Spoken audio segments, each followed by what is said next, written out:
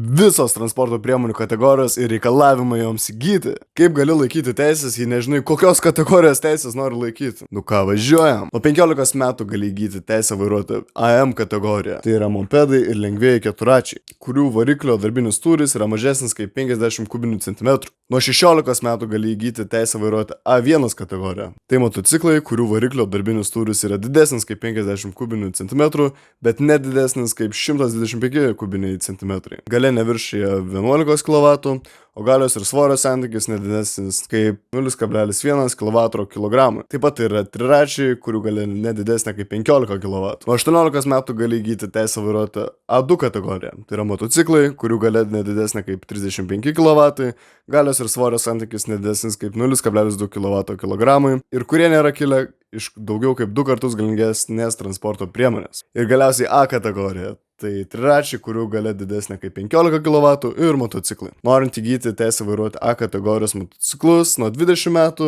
reikia turėti 2 metų A2 kategorijos stažą, o šiaip A kategoriją gali vairuoti nuo 24 metų. Teisę vairuoti triračius, kurioje galia didesnė kaip 15 kW, suteikiama nuo 21 metų. Nuo 16 metų gali įgyti teisę vairuoti B1 kategoriją, tai yra keturračius. O dabar populiariausia, nuo 18 metų gali įgyti teisę vairuoti lengvuosius automobilius, kitaip dar žinoma B kategorija. Tai automobiliai, kurių didžiausia leidžiamoji masė nedidesnė kaip 3,5 tonos, į kurias skirti ir suprojektuoti vežti nedaugiau kaip 8 keleivius, įskaitant vairuotoją. Šie automobiliai gali būti sujungti su priekaba, kurios didžiausia leidžiamoji masė nedidesnė kaip 750 kg. O jei svorio vežti priekabą neužtenka, gali įgyti teisę vairuoti BE kategoriją. Pačios priekabos didžiausia leidžiamoji masė nedidesnė kaip 3,5 tonos. Einam prie šiek tiek sunkesnių transporto priemonių, sunkvežimių. Nuo 18 metų gali įgyti teisę vairuoti C1 kategoriją. Tai yra automobiliai, kurie nepriskiriami D1 ir D kategorijoms ir kurių didžiausia leidžiamoji masė yra didesnė kaip 3,5 tonos, bet nedidesnė kaip 7,5 tonos ir kurie skirti ir suprojektuoti vežti nedaugiau kaip 8 keleivius, neįskaitant vairuotoją. Šie automobiliai gali būti sujungti su priekabomis, kurių didžiausia leidžiamoji masė nedidesnė kaip 750 kg. Vėlgi, jei vežamo svorio su priekaba neužtenka, galite įgyti teisę vairuoti C1E kategoriją nuo 18 metų. Būtent priekabos didžiausia leidžiamoji masė yra didesnė kaip 750 kg. Taip pat junginiai sudaryti iš B kategorijos vilkiko ir priekabos, kurios didžiausia leidžiamoji masė didesnė kaip 3,5 tonos. Šių junginių didžiausia leidžiamoji masė turi būti nedidesnė kaip 12 tonų. C kategorija – automobiliai, kurie nepriskiriami D1 ir D kategorijoms ir kurių didžiausia leidžiamoji masė didesnė kaip 3,5 tonos ir kurie skirti ir suprojektuoti vežti nedaugiau kaip 8 keleivius, neįskaitant vairuotoją.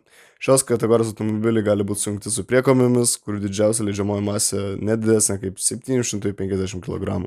Ir galingiausia iš sunkvežimių CE kategorija. Su ja nuo 21 metų C kategorijos automobilių ir priekabų, kurių didžiausia leidžiamoji masė didesnė kaip 750 kg junginiai.